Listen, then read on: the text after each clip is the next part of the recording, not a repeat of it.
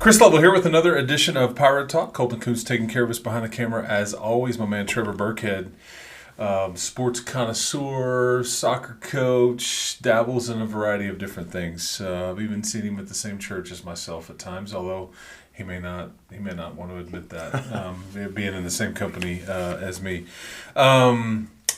It's soccer season, football. Yeah, that's right. Yeah. You are, okay, but the first thing about you is that, let's see if I have this right. I know you're Virginia Tech. You got to get this thing going. So you're excited about the James Franklin news, and the people are tuning in to watch, talk about your soccer team. They're like, who's James Franklin? What's this Virginia Tech thing? But aren't you a Dolphins fan? Yep. Yeah, Dolphins fan? I know two random places, but die hard in both. Okay. If I'm acknowledging I'm a Dolphins fan, then you know I'm a diehard because I think we have the record on all major sports of playoff wins or the drought. I think we're at 25 years now. Okay. So I'm a true fan if I rep the Dolphins. Not a good record. Yeah, not a good one. Yeah. No. Yeah. But it's switching to the other football season, right? Yeah, the weather's changing. The weather's changing. Yes, That's it is. You know. Yes, it is.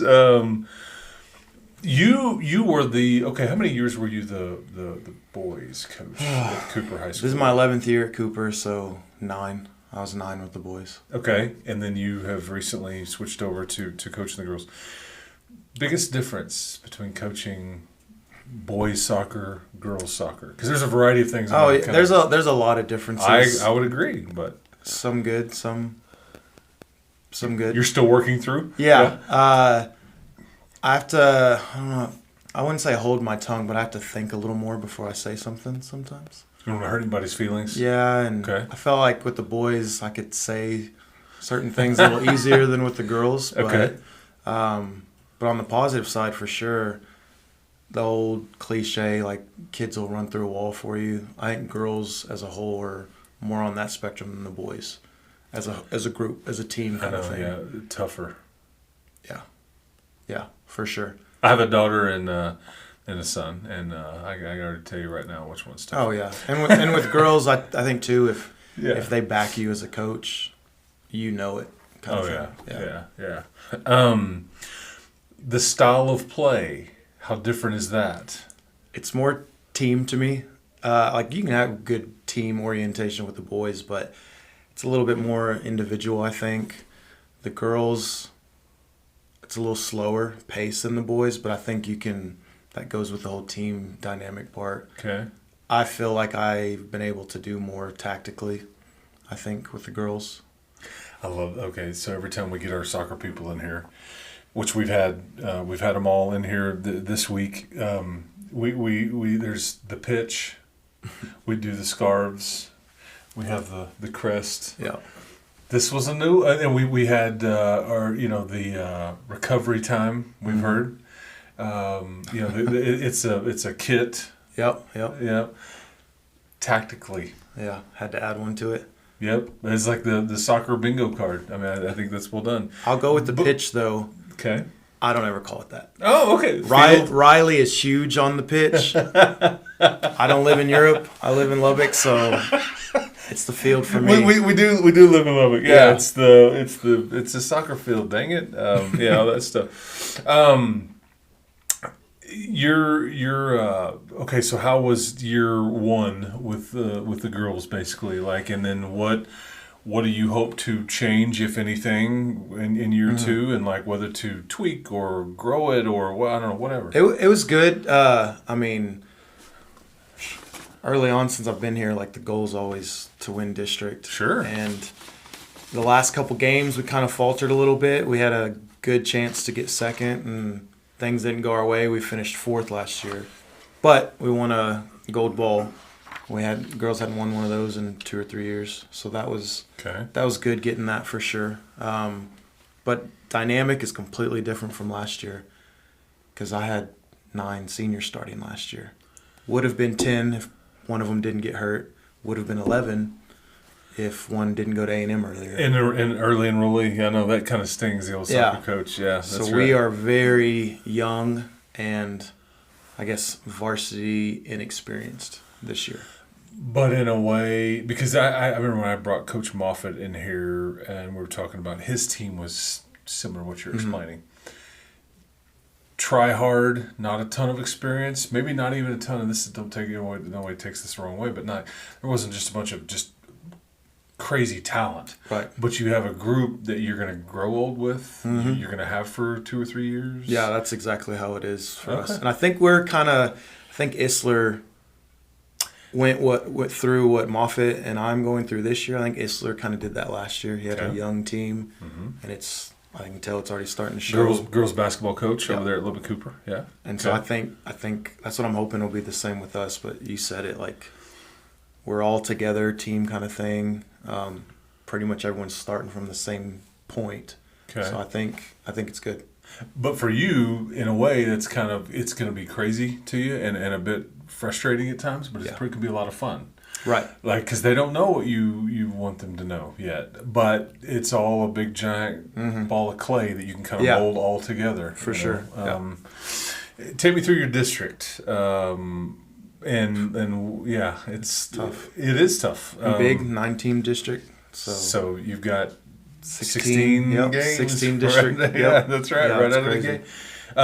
Take me through kind of expectations, the way it looks. You mentioned you got 4th last year, but I mean, who would be thought to be the favorite? I mean, Amarillo, just like any sport, they'll be top dog this year. I didn't know that about Amarillo High. Yeah, but I've heard that they seem to be. They were solid last year. I think they only had 1 goal scored on them all of district, and that'll win you some games. And they brought back at least 2 of their top players from last year, so they're up top. Tascosa's still up there as well. I think Monterey is there, and honestly, we're in that 3, 4, 5 range. Okay, if we're being completely honest. Okay. So again, with this group, if we make playoffs, that's a win for us for sure. Okay. And last year we got 4th, went against Memorial like every other team at Cooper High last year, and they had 1 loss on the year, and when we played them, we made it 2. So we don't mind being that underdog role. Yeah, I got you. Yeah. Take me through the non-district schedule with a younger team. Probably want to ease them into this, or like do you want to go? Well, let's test them early. I like both. Okay, like, mixture. It's okay to have some games that are like that, get some confidence going. Just don't want all of one or the other. Right. And I think it worked out for our tournament schedule because we don't get to pick that, but our tournament schedule has a little bit of both out of our 6 games, so that's good. And your tournament, you are where are you? We're Abilene that same weekend as the boys, so that'll be cool. Okay. And then the following weekend we're at the friendship tournament. Okay. If you could change anything about high school soccer, what would it be? Last year, I like the mercy rule. Like, I think that was cool. Which is, fill the people in. So it's after 8 goals, 8-goal difference. If it's 20 minutes into the second half, if there's an 8-goal difference, it's automatic. Game's done. Okay. Yeah, nobody's scoring 8 goals in 20 minutes. And then this year, I don't know, it's not a big deal for a lot of people, but soccer, for whatever reason, is so high maintenance on jerseys. Like, you have to have this color matching this color, and your keeper can't have the same color socks as your field players. Like, so you wish that was relaxed a bit? Yeah, I mean, one team's in black, one's in white, or whatever. We know who's on whose team, but you get some refs and you got a red stripe going across your jersey, and that's illegal and all that stuff. That's so a bit over. I think so. Yeah. Yeah. Okay. There's some overkill on the. Okay, that makes sense. Yeah. What is your thought on a tie or a draw? It goes both ways. Some teams, if they don't have that talent against another team, they try to park the bus. Yep. There's your soccer term. I like it. We've learned this. Yep. We learned it right in this room. Yep. So you can go that way with it. And for those that don't know, I want you to describe the parking the bus, because basically it's just, but yeah. Yeah, so, I mean, you have 11 players on each field, and parking the bus is, if a team's attacking you, you have all 11 players, we call it behind the ball. Yeah. And you're just sitting in front. Hopefully they don't score on you. playing for a tie. Yeah. So you just park the bus, but it can move. The bus can move. Yeah. We're not worried about scoring. We just don't want you to score. Which we'll go. I'll talk about moving that bus here in a little bit. Okay. We'll talk tactics. Do tell. Yeah. So here you go. We run a mid block, and it's basically you want to be as compact as you can on the field, but you can do it on different parts of the field. Okay. You can do it in the back where you're parking the bus. You can do it in the middle of the field, which that's what ours usually is a mid block. And then you can also do it where you're pressing high up kind of thing. Okay. And that's what we run is a mid block where we're very compact. We're a hard team to break down. Okay. Like we want it to be known, like when you come play us, like I don't want to go play that team. They're hard to break down. They're hard to score on. Okay. And that just goes with my defensive background. I'm more defensive guy than offensive guy. Okay. Is there different, like, have you noticed, like, I mentioned styles of play and all that with boys and girls and all that, but have you tactically, is there a lot of differences between the boys game and the girls game? I think at the end of the day, it always relies on what players you have. Okay. So I'm one of those coaches, like, you can be a really good coach and all that, but you have to have players to be able to run your stuff. Yeah. And last year I introduced that block to the girls, and they did well with it. And then since this group's pretty much a new group as well, doing it the same with them, but they're understanding it really well. Okay. And, good coaches adapt to the personnel that they've got, and you get, because sometimes, you've got to adjust a bit.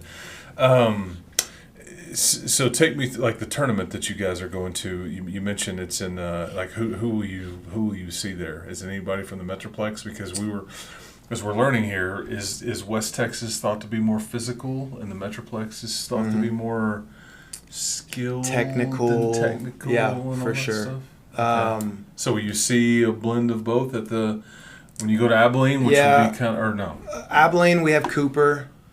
Just still kind of in that area. We're playing, I believe, Elgin. I think that's... Okay. Is that what it says on there? I think I have it on there. Yes. Elgin, which is an Austin school. Okay. That's why I like tournaments, because you can... It's unknown. We're playing a team, I've never seen them before. Yeah, sure. And sometimes we end up playing those teams in tournaments we might meet later on in the playoffs, which our friendship one, we have Andrus in that friendship tournament, and we could easily see them next year in the second round.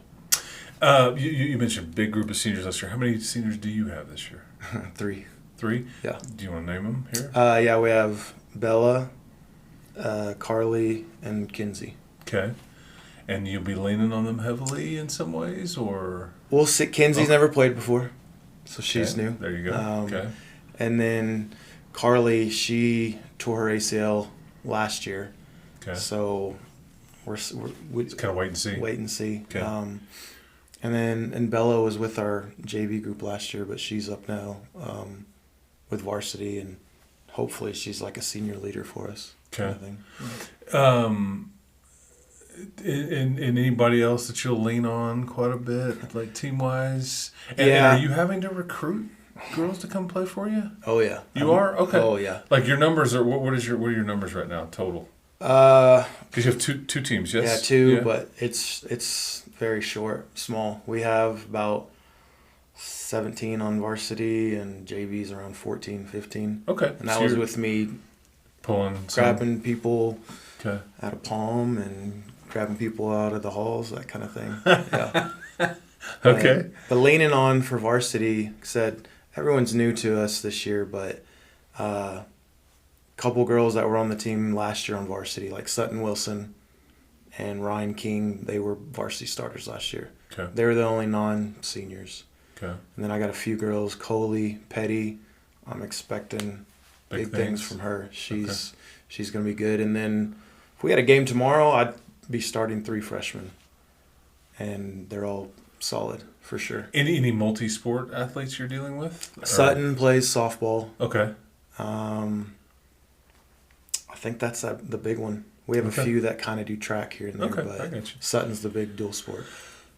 You have as part of your staff two assistants that I'm huge fans of, Ariel and Ariel Dickerson and Caroline Wood. Yeah.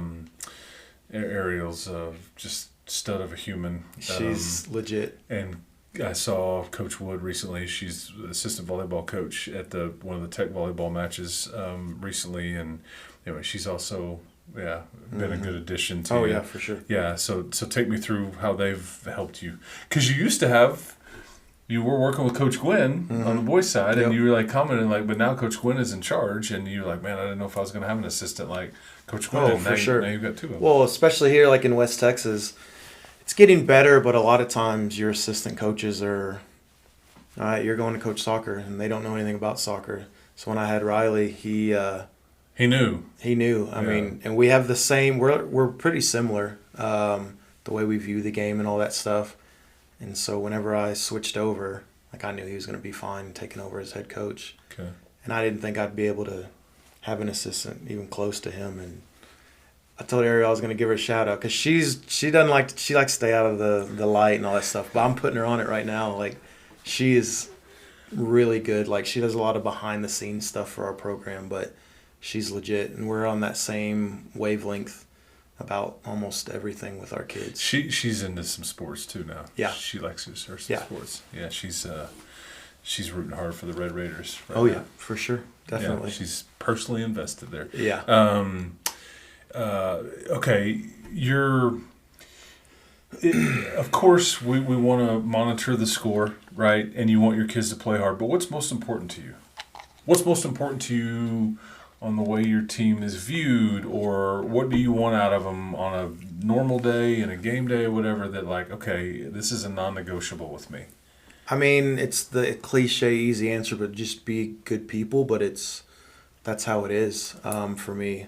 One of my memories with the boys was I got a handwritten letter from somebody where the guys were out at we were at a restaurant for whatever, just a tournament or a game or something, and we were out of town, and I somehow got a letter from this older lady just saying how she thought our boys were great and how respectful they were. Like, this is not just on the field, like it's outside as well. Oh yeah. Not just in the halls, but even outside of school as well, and that's something I try and instill with all my programs or all my kids, and I feel like we've done a pretty good job with that so far with the girls as well. Life lessons. Yep. Yeah, teach you how to be good members of society. That's what sports can do for you. 1,000%, and everybody should be involved in something because you're right. You learn so much. Holiday coming up next week. Well, Thanksgiving action. Mm-hmm. A little break. What's your go-to side dish? I mean, green bean casserole is pretty good. Okay, with the little French fried onions on top of it. Yeah. Solid. And that's a traditional kind of Thanksgiving, Christmas. You really don't get it any other time. Yeah. That's solid work. I want to ask you something because I know me and you definitely disagree with the candy corn. You know what's funny? It's funny you say that. I have my take on candy corn is widely known by people in our lovely community. I've been fairly outspoken there. The equipment manager for Texas Tech football hands me one piece of candy corn before every game this year, and I take it like it's a piece of medicine. Oh. Yeah, just so I have consumed, I guess, what is that, 10 or 11 candy corns this year. Good for you. I'm not proud of it, but it's happening. It's working though. Sure, that's right. I'm not gonna mess with it. What is your thoughts on pumpkin pie? Big fan. Okay, cool. Yeah, big fan. A little bit of whipped cream, a lot of whipped cream. Somewhere in the middle. I mean, it's got. I would have pumpkin pie without it at all. Yeah. But it really it needs to have that. Puts it all together. Correct. Yeah. I put too much probably, and that's okay too. Yeah, it's good. If you're gonna err on the side of too much of anything, too much whipped cream or Cool-Whip or whatever. Yep. By all means. Yep. Yeah. If it's not pumpkin, like what kind of pie? I like I used to like Furs, their chocolate chiffon pie. Back in the day, but I don't know how to spell chiffon, but I know exactly what he means by that. I don't know how to spell it either. Yeah, I can say it, so we'll stick with that. Yeah, there's some F's in there, I think, somewhere. Yeah. So, happy sportsman, man. You're one of my favorites because you love sports. You love coaching it. You love being around it. You love rooting for it. You get frustrated. You get excited. I follow it on the deal. I know. Yeah. I mean, he's got a lunch pail in his office, which that is sports oriented. I think when we talked 2 or 3 days ago when we were scheduling this thing, It had nothing to do with this particular show. It was like, man, you guys hired you one. Yeah, I mean, it's just, but that's good stuff. Oh, yeah. We have a lot in common in that way. So be healthy, man, and keep your kids healthy. Give the best to your family. Sure. So enjoy some pumpkin pie with too much whipped cream on it, green bean casserole. My man Burke, he's all over it. So go see these guys, or ladies, I should say, this year, and bring a coat. Maybe you picked a winter sport. Yeah. That's the other soccer term on the old bingo card is parka. And again, I call them stadium jackets, but okay. I'll allow parka as well. Okay. Yeah. See, yeah, he's American right here. Yeah, there we go. All right, for Colton Coons, for Chris Lovell, for Trevor Burkhead, this has been another edition of Pirate Talk. We'll talk to you next time.